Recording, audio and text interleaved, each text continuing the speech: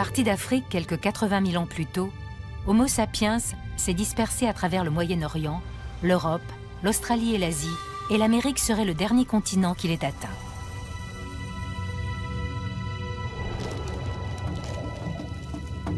C'est seulement pendant la dernière période glaciaire, lorsque la baisse du niveau des mers fait apparaître un pont terrestre entre la Sibérie et l'Alaska, qu'il parvient enfin à gagner l'Amérique.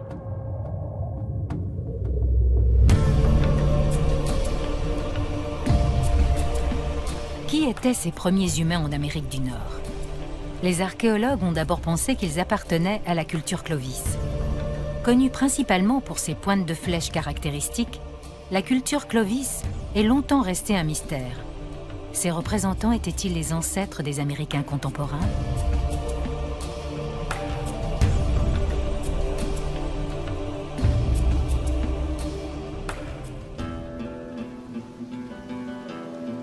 Les premières théories au sujet des chasseurs clovisiens sont formulées à partir des années 1930, après la découverte de leur fameux outil en pierre près de Clovis, au Nouveau-Mexique. Un site dont l'occupation remonterait à environ 13 000 ans.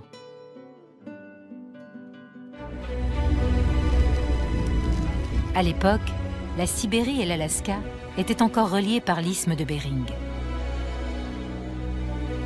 Bientôt, les archéologues commencent à mettre au jour des pointes de Clovis à travers toute l'Amérique du Nord et l'Amérique centrale. Ils en déduisent que ceux qui les ont façonnés devaient être les premiers Américains et qu'ils les utilisaient pour chasser le bison et d'autres animaux du Pléistocène, tels que le mammouth laineux. S'ils ont produit énormément de matériel en pierre, les Clovisiens n'ont en revanche laissé qu'une poignée d'eau.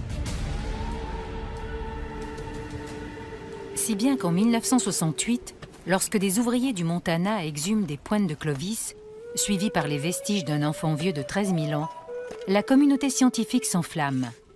Surnommé l'enfant Danzig, ce petit garçon d'1 an, inhumé avec un grand nombre d'outils Clovis, fournit assez d'ADN pour permettre de séquencer son génome.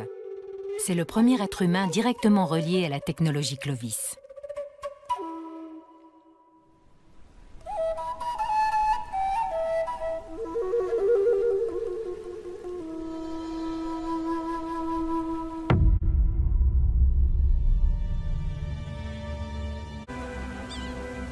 Dans la vallée de la Tanana, au centre de l'Alaska, l'archéologue Ben Potter et son équipe découvrent les vestiges de campements laissés par ces nomades préhistoriques alors qu'ils effectuaient la traversée depuis la Sibérie.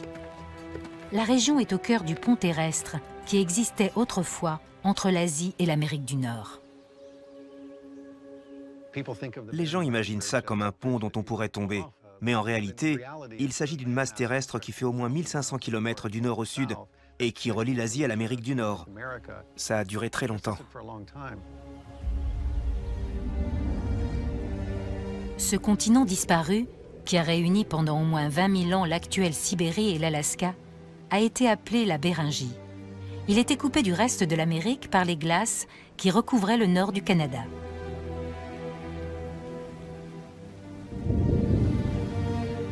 Un vaste territoire de toundra, de montagnes et de prairies. Pendant plusieurs milliers d'années, c'est là qu'ont vécu les premiers migrants venus d'Asie.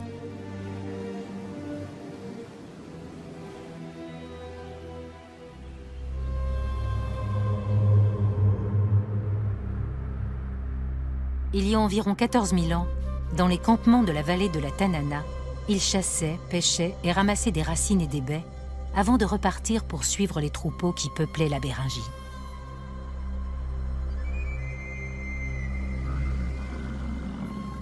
Les fouilles indiquent qu'ils chassaient le mammouth et peut-être le cheval. Et plus tard, ils ont subsisté grâce au bison.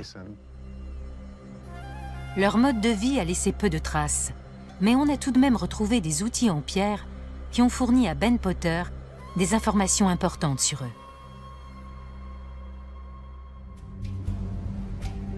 Ces outils sont conservés par le musée de l'Université de l'Alaska, à Fairbanks.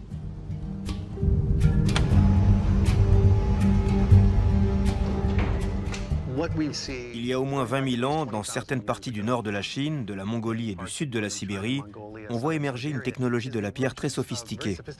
On pense que c'est en partie ce qui leur a permis de migrer vers le nord.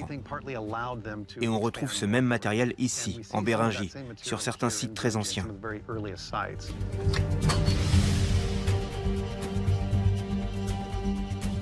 Ces lames et ces pointes de flèches en pierre racontent l'histoire d'une population qui n'avait que très peu évolué depuis son départ de Sibérie. On a ici une collection représentative du matériel en pierre mis au jour en Béringie. Les premiers occupants de cette région façonnent des outils très semblables à ceux qu'on trouve en Asie. Des nucléus à lamelles et autres débitages lamellaires caractéristiques dont on retrace aisément les origines asiatiques. Mais leurs outils sont totalement différents des pointes de flèches si particulières trouvées au sud des glaciers nord-américains et qui constituent la marque de fabrique de la culture Clovis. Si on compare cette pointe de Clovis aux pointes façonnées ici, la différence est flagrante. C'est une des questions auxquelles on tente de répondre, celle de la transition entre Clovis et ce matériel lamellaire d'aspect asiatique. Quels sont les liens qui unissent ces colons asiatiques de la Béringie aux Clovisiens? Et quelle est la place de Naya et des Amérindiens modernes dans cette histoire? La réponse est venue de la plus grande découverte de Ben Potter. Sur les rives de l'Upward Sun River, en Alaska, il a mis au jour la tombe de 2 nourrissons.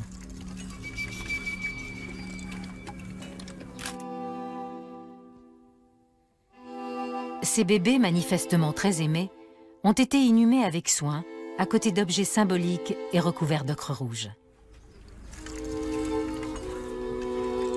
La datation révèle que le site remonte à plus de 11 000 ans, ce qui en fait un des plus vieux sites funéraires jamais découverts en Amérique.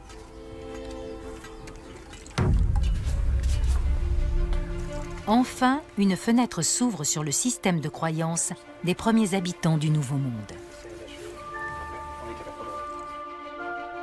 Plus important encore pour les archéologues, les restes fossiles des enfants fournissent assez de tissus pour prélever de l'ADN. Leurs gènes permettront-ils aux scientifiques de démêler les liens entre les premiers individus arrivés en Béringie, les Clovisiens, Naya et les actuels Amérindiens?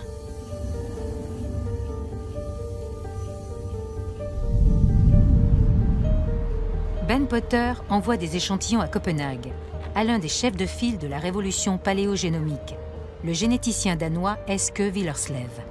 Ces recherches constituent une contribution remarquable à la compréhension du peuplement initial de l'Amérique.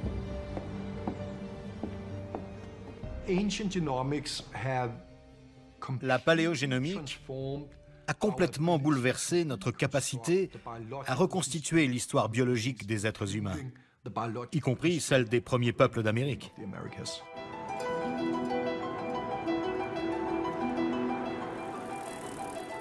Dans son laboratoire du Muséum d'histoire naturelle, Eske Willerslev et ses collègues extraient l'ADN des ossements de l'un des nourrissons d'Upward Sun.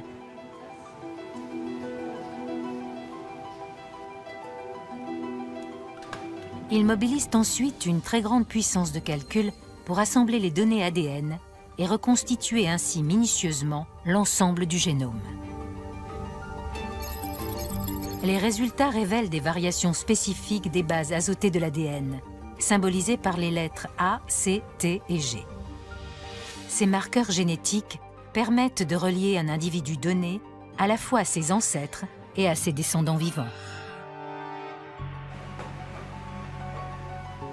Les Danois comparent enfin le génome du bébé d'Upward Sun à d'autres matériels génétiques. Celui de l'enfant Danzig, seul squelette humain attribué avec certitude à la culture Clovis, celui de Naya, étudié par James Chatters et son équipe, et celui des Amérindiens modernes. Le résultat apporte une information capitale. Les occupants du site d'Upward Sun, ou anciens Béringiens, présentent des liens avec les ancêtres de tous les Amérindiens. L'échantillon d'Upward Sun est extrêmement important parce que c'est le plus vieux squelette mis au jour en Alaska. Et quand on a séquencé son génome, c'est devenu encore plus intéressant parce qu'il s'est avéré être à la base de tous les Amérindiens. L'analyse génomique indique donc l'existence d'une population unique de chasseurs asiatiques en Béringie il y a environ 25 000 ans. Ce sont les ancêtres de tous les groupes amérindiens préhistoriques et modernes.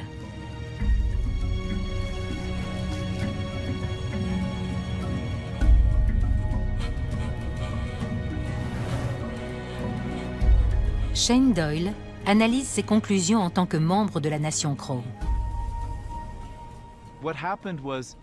Ce qui s'est passé, c'est que les ancêtres des populations tribales ont tous convergé vers l'actuel détroit de Bering il y a 25 000 ans ou plus, en apportant avec eux leur propre patrimoine génétique. Ils avaient chacun leur propre couleur de peau, leur propre couleur d'yeux, leur propre taille, leur propre phénotype. Et après s'être reproduits ensemble, ces peuples préhistoriques ont donné naissance à un nouveau groupe humain, les Indiens d'Amérique.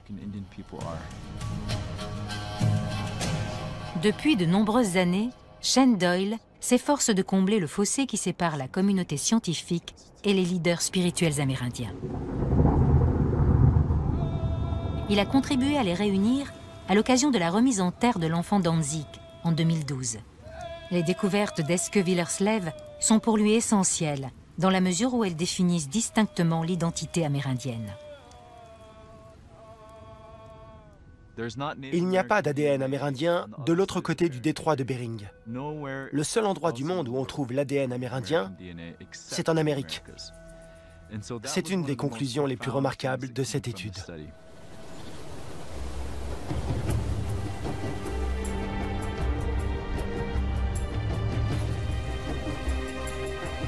On peut enfin reconstituer ce qui s'est passé.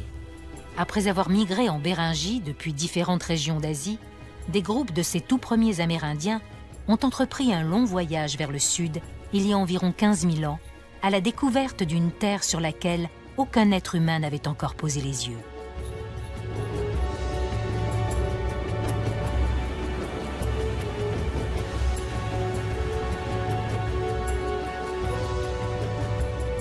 Une fois au sud de l'Inland 6, le glacier continental, ces mêmes individus ont développé une nouvelle technique de taille de la pierre, la culture Clovis. Leurs descendants sont les actuels Amérindiens. Nous vous indiquons clairement nos intentions à vouloir obtenir ce que nos aînés revendiquent depuis 1984. Ce statu quo n'est plus acceptable. Merci à vous.